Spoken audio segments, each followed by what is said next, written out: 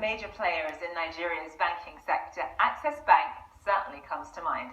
We sat down with CEO Herbert Wigwe to talk about his goals for the bank's growth and the role he sees digital currencies playing moving forward. We want to be that catalyst for change in any market in which we operate in.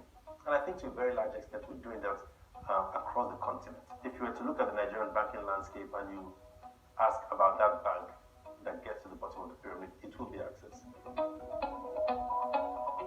Since you first acquired this bank with your partner, what are some of the most important lessons you've learned since that time 20 years ago, since that important milestone?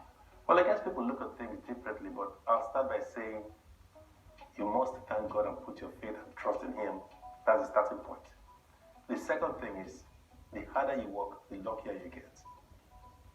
And then, of course, you must have the right people. It's all about people who are committed to a particular cause. And once you have the right people, the right team, the right values, you will get there. How has the banking landscape in Nigeria changed, do you think, in that time? Fundamentally, I think it's getting a lot more sophisticated from a regulatory standpoint. All right, you now have a regulator that is so much more sophisticated than it was in 2002. I mean, the same thing across the entire world. The consumer has also changed in terms of demographics. The consumer has also changed in terms of their own needs. All right, people would take a lot of cash in 2002. Now, most of those things, or most of those facilities or transactions that would have been done using cash are done using cards. And we've also seen the evolution right now to more digital means. And of course, we're now talking about cryptos. All right, so it's been big changes from 2002. Now, so what that has also meant is that from the standpoint of the banker and people who run banks, your skill requirement has to change fundamentally. You have to evolve. Oh yes, you have to evolve consistently. So we've changed.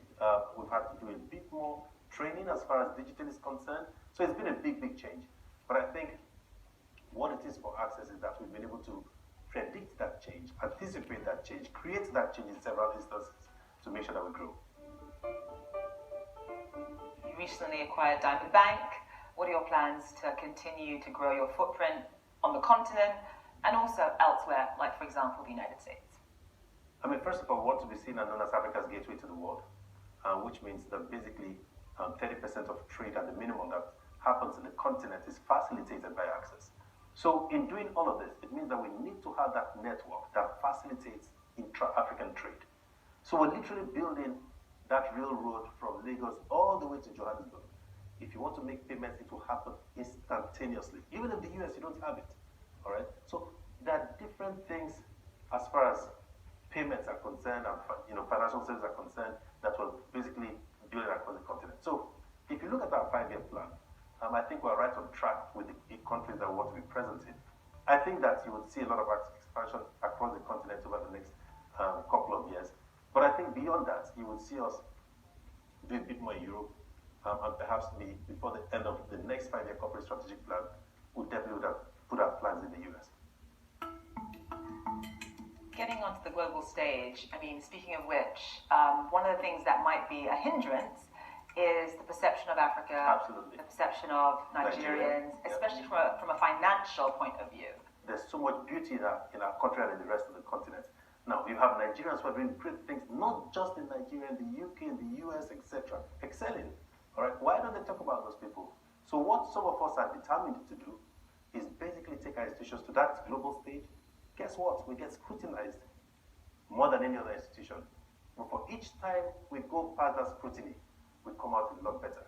And also, there are several other Nigerian institutions, banks and large corporates that are doing the same thing. The more you find great institutions moving out and actually excelling in those markets, then people start to have a different perception of Nigeria.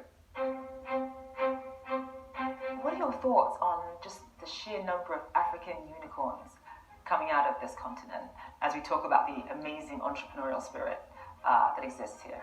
I think there's still so much more that can happen. There are people doing great things in South Africa, in Kenya.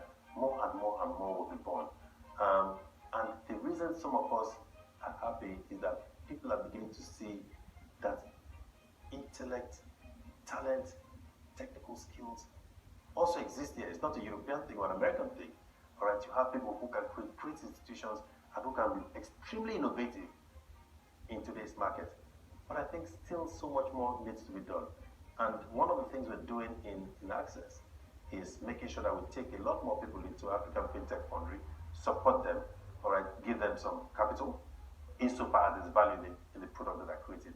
So there's still so much to be done. And I'm sure over the next couple of years, you'll see a lot more, much more than you've seen in the past couple of years. That does it.